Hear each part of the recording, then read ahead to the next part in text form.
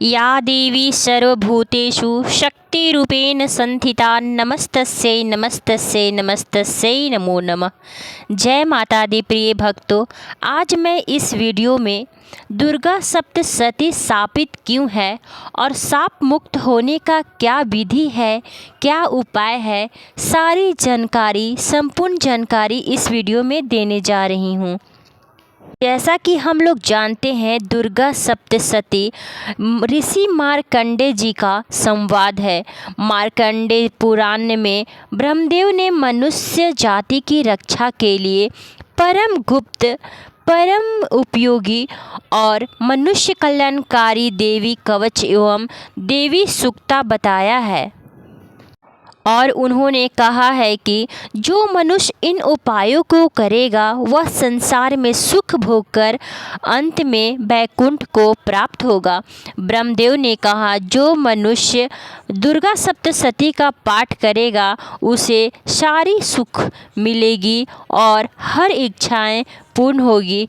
भागवत पुराण के अनुसार माँ जगदम्बा का अवतरण श्रेष्ठ पुरुषों के रक्षा के लिए हुआ था, जबकि श्रीमद् भागवत गीता के अनुसार वेदों और पुराणों की रक्षा एवं दुष्टों के दलन के लिए माँ जगदम्बा का अवतरण हुआ था। इसी प्रकार से ऋग्वेद के अनुसार माँ दुर्गा ही आदि शक्ति हैं। उन्हीं से सारे विश्व का संचालन होता है और उनके अलावा और कोई अविनाशी नहीं है। इसलिए नवरात्रि के दौरान 9 दुर्गों के 9 रूपों का ध्यान, उपासना और आराधना की जाती है और नवरात्रि के प्रत्येक दिन माँ दुर्गा के एक एक शक्ति रूप का पूजन अर्चन की जाती है। नवरात्रि के दौरान श्री दुर्गा सप्तशती के पाठ को अत्यधिक महत्वपूर्ण माना गया है। इस दुर्गा सप्तशती को ही सप्तचंडी, नौचंडी अथवा चंडी के पाठ भी कहते हैं और रामायण के दौरान लंका पर चढ़ाई करने के लिए भगवान श्री राम ने इसी चंडी का पाठ करके युद्ध करने का आयोजन किए थे। शारदीय नवरात्रि के रूप में आश्विन मास की शुक्ल पक्ष की प्रतिपदा से नौमी तिथि तक की अवधि शारदीय नवरात्रि कहलाती है।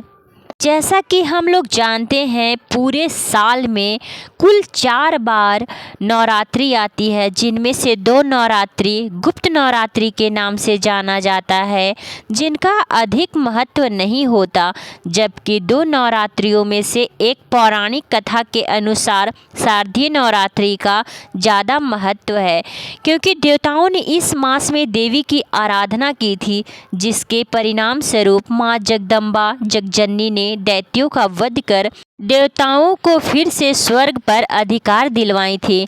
मार्कंडेय पुराण के अनुसार नवरात्रि के दौरान माँ दुर्गा के 9 शक्तियों की पूजा आराधना की जाती है।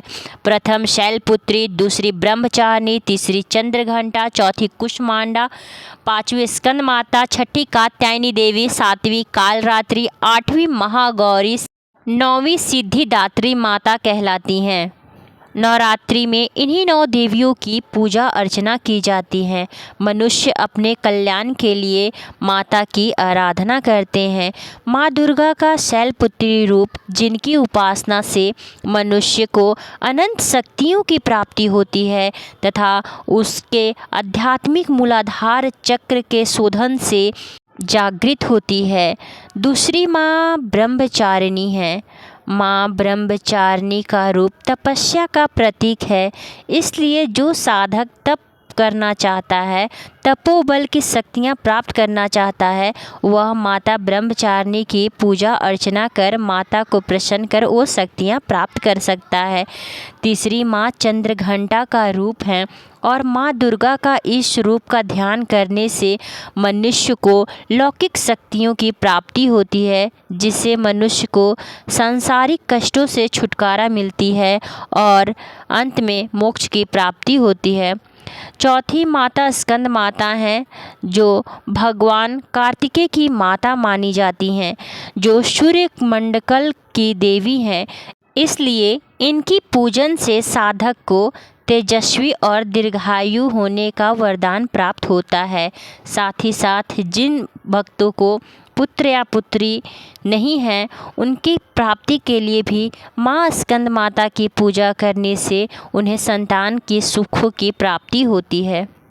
माता का छठा रूप कात्यायनी माता का है, जिसकी उपासना से मनुष्य को धर्म, अर्थ, काम और अंत में मोक्ष की चारों की प्राप्ति होती है। माँ के इस रूप की उपासना करने से साधक की सभी मनोकामनाएं शीघ्र ही पूर्ण होती है। माँ जगदीश्वरी की सातवीं शक्ति का नाम कालरात्रि है, जिसका अर्थ काल यानी मृत्यु से है, और माँ के इस रूप की उपासना से मनुष्य को मृत्यु के भय से मुक्ति प्रदान होती है। मनुष्य को कभी मृत्यु से भय नहीं लगती, डर नहीं लगती तथा मनुष्य के ग्रह दोषों का नाश होता है।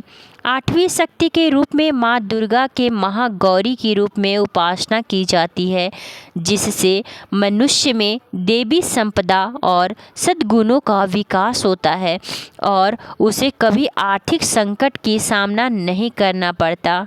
सिद्धिदात्री माँ दुर्गा का अंतिम शक्ति का नाम है, जो कि नवरात्रि के अंतिम दिन माता की पूजा की जाती है, और नाम के अनुसार ही माँ सिद्धिदात्री मनुष्य को समस्त प्रकार की सिद्धियाँ प्रदान करती हैं, जिसके बाद मनुष्यों को किसी और प्रकार की ज़रूरत नहीं रह जाती।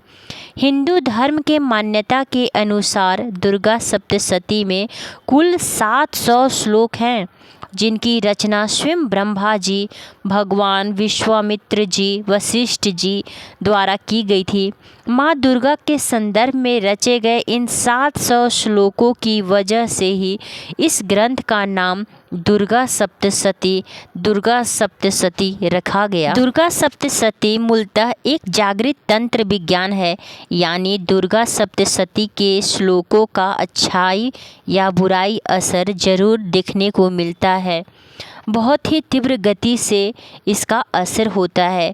दुर्गा सप्तशती में अलग अलग ज़रूरतों के अनुसार अलग अलग श्लोकों को रचा गया है, जिसके अंतर्गत मारण क्रिया के लिए 90, मोहन यानी सम्मोहन के लिए 90, उच्चाटन क्रिया के लिए 200, स्तंभ क्रिया के लिए 200 और विशेषण क्रिया के लिए 60 मंत्र हैं।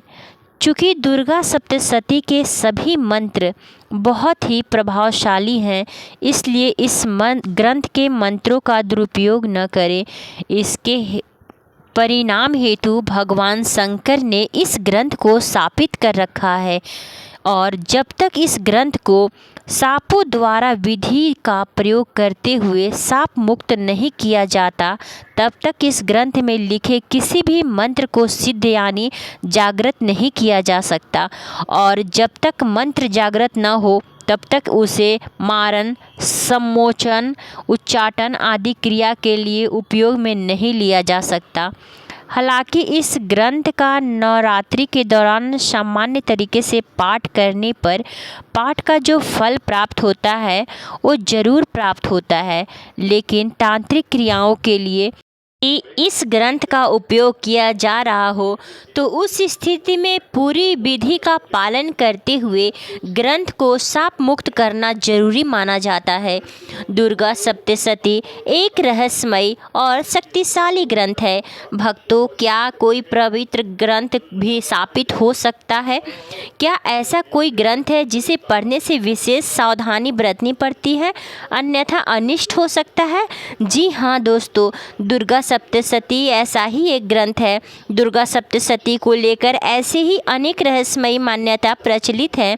यह केवल देवी महात्म्य का वर्णन करने वाला ग्रंथ ही नहीं, बल्कि एक गूढ़ तांत्रिक ग्रंथ भी है, जिसके उच्चारण मात्र से दिव्य शक्तियाँ सक्रिय हो जाती है। लेकिन यदि इसे अनुचित विधि से पढ़ा जाए तो इस जीवन में भयंकर संकट भी ला सकता है। आखिर इसे शापित क्यों माना जाता है? कौन सा रहस्य इस ग्रंथ के पीछे छिपा हुआ है? चलिए इस रहस्यमय ग्रंथ की गहराइयों में उतरते हैं और जानते हैं कि इसके शापित होने के पीछे कौन सी ऐसी पौराणिक और आध्यात्मिक कथाएं प्रचलित चली आ रही है। दुर्गा सप्तशती, जिससे कि हिंदू धर्म के अत्यंत शक्तिशाली ग्रंथों में से एक है, यह देवी महात्म्य का वर्णन करता है और इसमें माँ दुर्गा की स्तुति, उनकी महिमा और उनके द्वारा दैत्यों के संहार की अनेक प्रकार की कहानियाँ सम्मिलित हैं। यह ग्रंथ विशेष रूप से नवरात्रि के दौरान पढ़ा जाता है और इसका पाठ करने से भक्तों को अपार शक्तियाँ, समृद्धि और धन संपत्ति की बढ़ोतरी होती है, आध्यात्मिक उन्नति की प्राप्ति होती है। हालांकि यह मान्यता है कि दुर्गा सप्तशती शापित ग्रंथ है, यानी यदि गलत तरीके से पढ़ा जाए इसके नकारात्मक प्रभाव भी हो सकते हैं। इसे शापित कहे जाने के पीछे पौराणिक और आध्यात्मिक कारण बताए गए हैं। चलिए इन्हें विस्तार से समझते हैं। ऋषि मेधा का शाप। एक कथा के अनुसार दुर्गा सप्तशती की रचना महर्षि मेधा ने की थी, जिन्होंने इसे अत्यंत गूढ़ और रहस्यमय ग्रंथ के रूप में संचरित किया। उनका यह कहना था कि जो भी भक्त इस ग्रंथ का गलत तरीके से उपयोग करेगा, इसे अपवित्र स्थान पर पढ़ेगा, उसे इसके विपरीत प्रभाव झेलने पड़ सकते हैं। ऋषि मेधा ने इसे एक तांत्रिक ग्रंथ के रूप में भी वर्णित किया, जिसमें अनेक बीज मंत्र और गुप्त शक्तियाँ छिपी हुई है। यदि कोई साधक बिना तैयारी, बिना गुरु दीक्षा या बिना उचित विधि के इस ग्रंथ का पाठ करता है तो उसे अनिष्टकारी परिणाम भुगतने पड़ते हैं। शिव जी द्वारा शापित होना। एक अन्य मान्यता है के अनुसार भगवान शिव ने स्वयं इस ग्रंथ को एक विशेष नियमों के साथ पढ़ने का आदेश दिया था। जब कुछ असुरों ने इस ग्रंथों का उपयोग अपनी शक्तियां बढ़ाने के लिए करने लगे तो भगवान शिव शंकर ने इसे एक विशिष्ट विधि के साथ पढ़ने का श्राप दिया।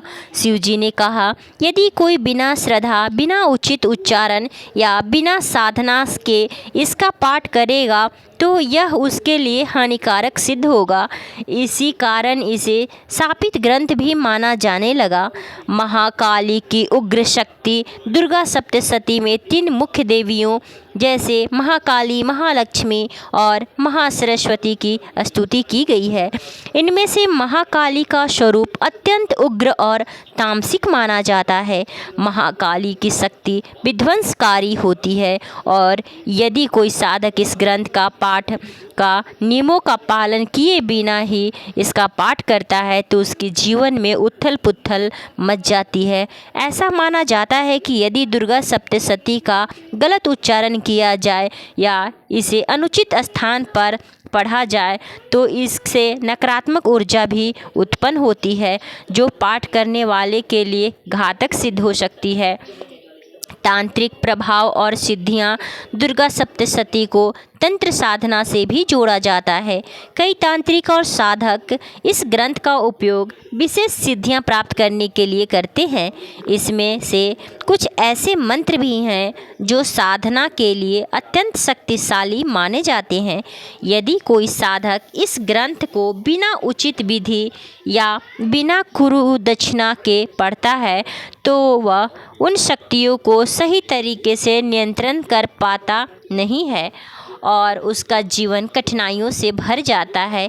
यही कारण है कि इसे सावधानी पूर्वक और नियमों के द्वारा ही पढ़ने की सलाह दी जाती है। बिना संकल्प और समर्पण के पाठ करने से दुर्गा सप्तशती का पाठ करना फलदायी नहीं माना जाता। सबसे पहले दुर्गा सप्तशती का पाठ करने के लिए संकल्प और समर्पण के साथ करना चाहिए। यदि इसे अनादर या लापरवाही से पढ़ा जाए तो इसका प्रभाव उल्टा हो सकता है। ऐसा कहा जाता है कि इस ग्रंथ का पाठ करते समय यदि साधक की मानसिक स्थिति सही न हो तो यह जीवन में कष्टकारी परिस्थितियां उत्पन्न कर सकता है। भक्तों, अब जानते हैं कि इसके दुष्प्रभावों से बचने के लिए कौन कौन से उपाय करें। अगर कोई व्यक्ति दुर्गा सप्तशती का पाठ करना चाहता है तो उसे बहुत सारी बातों का ध्यान रखना अनिवार्य है। सबसे पहले गुरु दक्षिणा लेना पड़ता है। यदि संभव हो तो किसी योग्य गुरु से इस ग्रंथ के पाठ की विधि सीखना चाहिए। शुद्धता बनाए रखना चाहिए। पाठ करने से पहले स्वयं को मानसिक और शारीरिक दोनों रूप से शुद्ध कर लेनी चाहिए। विशेष तिथियों पर इस पाठ की करना चाहिए, जैसे नवरात्रि, पूर्णिमा, अमावस्या या अन्य शुभ दिनों में इसका पाठ करने से पूर्ण फल की प्राप्ति होती है। नियमित रूप से पाठ करने से माँ दुर्गा अत्यंत प्रसन्न होती हैं। यदि एक बार पाठ शुरू किया है तो उसे संपूर्ण करें, अधूरा कभी भी नहीं छोड़ना चाहिए।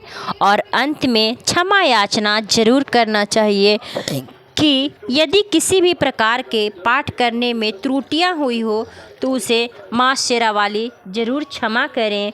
और संभव हो सके तो इन नियमों का जरूर पालन करना चाहिए। भक्तों, दुर्गा सप्तशती अपने आप में एक अत्यंत शक्तिशाली और दिव्य ग्रंथ है, जिसे सही विधि से पढ़ने पर ही साधक को अद्भुत लाभ की प्राप्ति होती है।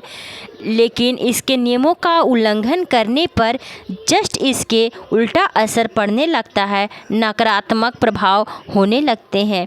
यही कारण है कि इसे शापित ग्रंथ भी कहा जाता है। वास्तव में यह ग्रंथ शापित नहीं बल्कि संवेदनशील और ऊर्जावान है, जिसके अनुचित प्रयोग से हानिकारक परिणाम हो सकते हैं।